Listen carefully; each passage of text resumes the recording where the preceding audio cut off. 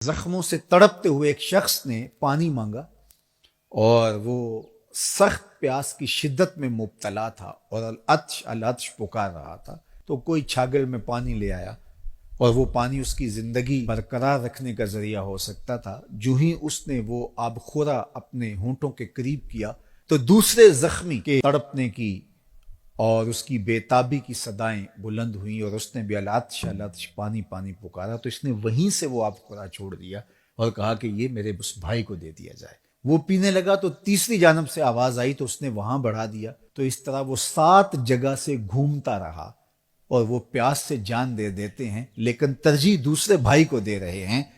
یہ تھا دوسرے کے لیے پسند کرنے کا جذبہ، اور آج ہماری صورتحال اس سے مختلف ہے۔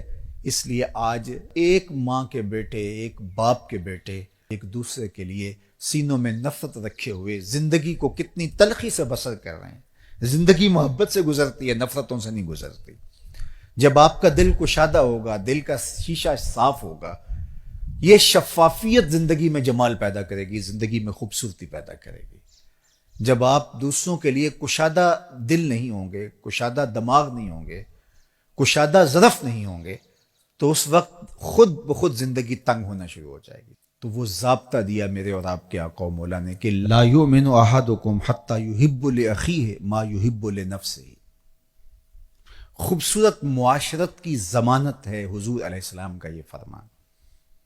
یہ دلوں کی تختیوں پہ نقش کر لیجئے اور اس کو زندگی کا منشور بنا لیجئے۔ زندگی سوکھی بھی ہو جائے گی اور آپ ایک نافع وجود کی شکل میں اس معاشرے کا حصہ ہوں گے۔ اور وہ کیا ہے؟ لا یؤمن احدکم حتی یحب لاخیہ ما یحب لنفسہ۔ اتنی دیر تک کوئی شخص کامل مومن نہیں ہو سکتا جب تک وہ اپنے بھائی کے لیے وہ پسند نہ کرے جو اپنے لیے پسند کرتا ہے۔ جب معاشرہ ان رویوں کا حامل ہو جائے گا تو مجھے بتائیے کہ یہ جنگ و جدل، یہ شریکہ برادریوں کی لڑائیاں، یہ فسادات، یہ خود غرضیاں، اس معاشرے کو جہنم زار بنا رکھا ہے جن چیزوں نے، یہ کہاں باقی رہیں گی؟ صرف یہ حدیث حسن معاشرت کی ضمانت ہے اگر اس پر میں اور آپ عمل پیرا ہوں۔ اس لیے مجھے اور آپ کو یہ طے کر لینا چاہیے کہ یہ زندگی کا بہترین اسلوب ہے اور خوبصورت انداز حیات ہے جو سکھایا گیا، اور ایمان کی ایک خوبصورت تعبیر پیش کی گئی کہ کامل مومن ہوتا کون ہے۔ ہم نے ایمان، صوم و صلات کو قرار دے دیا ہے۔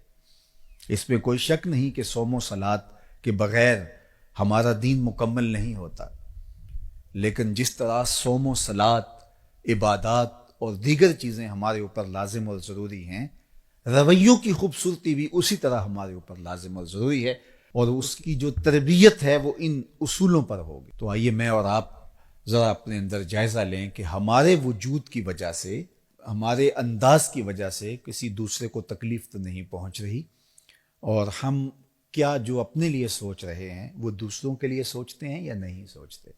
خوبصورت انسانی رویے اسی معاشرت میں پنپتے ہیں جب اس طرح کی سوچیں نشو و نما پاتی ہیں، اور اس کے مقابل جب خود غرضی کا مزاج پیدا ہوتا ہے تو پھر معاشرہ انسانوں کا معاشرہ نہیں رہتا، وہ وحشیوں کا اور درندوں کا معاشرہ ہو جاتا ہے۔ اس لیے یہ حضور علیہ السلام کا فرمان کہ اتنی دیر تک کوئی شخص کامل مومن نہیں ہو سکتا جب تک وہ اپنے مومن بھائی کے لیے وہ پسند نہ کرے جو اپنے لیے پسند کرتا ہے۔ ہمیں پتہ ہے کہ ہمارے لیے اچھا کیا ہے اور ہم کن چیزوں سے سرشاری خوشی اور فرحت محسوس کرتے ہیں، اور ہم وہی اپنے دوسرے بھائی کے لیے جب کریں گے تو ایک صالح معاشرت تشکیل پانا شروع ہوگی، اور یہ مقصود ہے دین کا، ایک